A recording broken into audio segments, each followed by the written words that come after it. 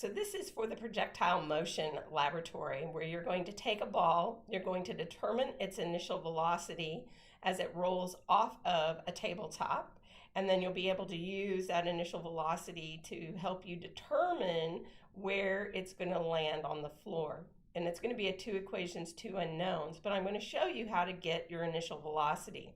So I'm going to use a golf ball as my object, that we're going to roll it across the table. And what you would want to do is to actually have your ball come off of a ruler or a ramp of some sort, where you can be consistent as to where you're dropping the ball.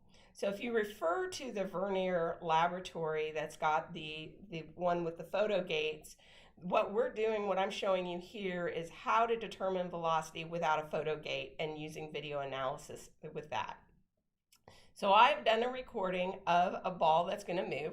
So as I move here, you're going to actually see the ball move. So I'm going to get it to start. And of course, I was juggling one hand, so I'm going to get it, but most of you will be doing the same thing. So there's where I'm going to actually start with the roll. So we've got there's where we get the push. So it's actually started rolling. So I know exactly where I'm going to start. I am going to need to do a reference here from a distance. So we're going to put in our system. So here is the 10-inch mark, and here is my 4-inch mark. And I want to set this up in meters, so I'm going to make sure I've got this exactly where I want it. So there's my 10, and there's my 4. And we know, of course, that that's not actually in meters, so we're going to have to do a quick calculation to determine that.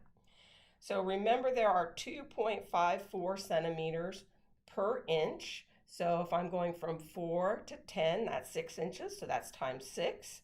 I'm going to divide by 100 centimeters in a meter, and this is actually going to be 0.1524 meters. So I've got my distance set up.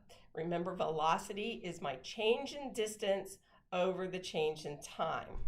So I've put in my video, I've given that reference line. So now time I'm putting in from my origin, so we're going to put in my origin.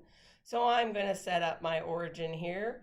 I'm going to go ahead and turn this into a X direction. So we've got our X direction as it goes across the table. So I have that set up. And now we're going to add our data. So we're going to put in here, so I'm going to click on my golf ball, try to follow the center of mass. So I'm clicking on my golf ball as it's working through the data, as it's proceeding across the table. And any error that I'm going to get with this is going to come from the fact that I may not be following the golf ball very well. So we've got a number of data points that are in here. Let me get a couple more.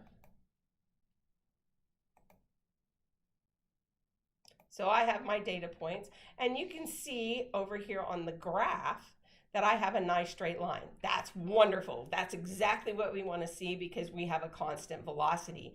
On a position versus time graph, we have a constant velocity. So now I am going to do my curve fit. I'm going to apply the curve fit. And this, I want it to be a linear curve fit, and I want to say apply.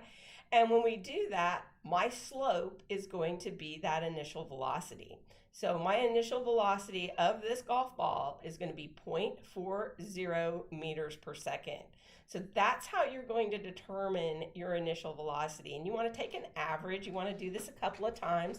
That's why we suggest using the ramp, because using that ramp, you can position that ball in the exact same spot each time. So you're giving it the exact amount of energy that you want to have, and you're going to roll it across your table, but now you can actually deal with that piece. So hopefully this helps you determine your velocity, gives you a way to monitor that, and it does the exact same thing that you would do in the classroom if we had a photo time gate. So nothing else is different, and you can be able to determine it and get your initial velocity.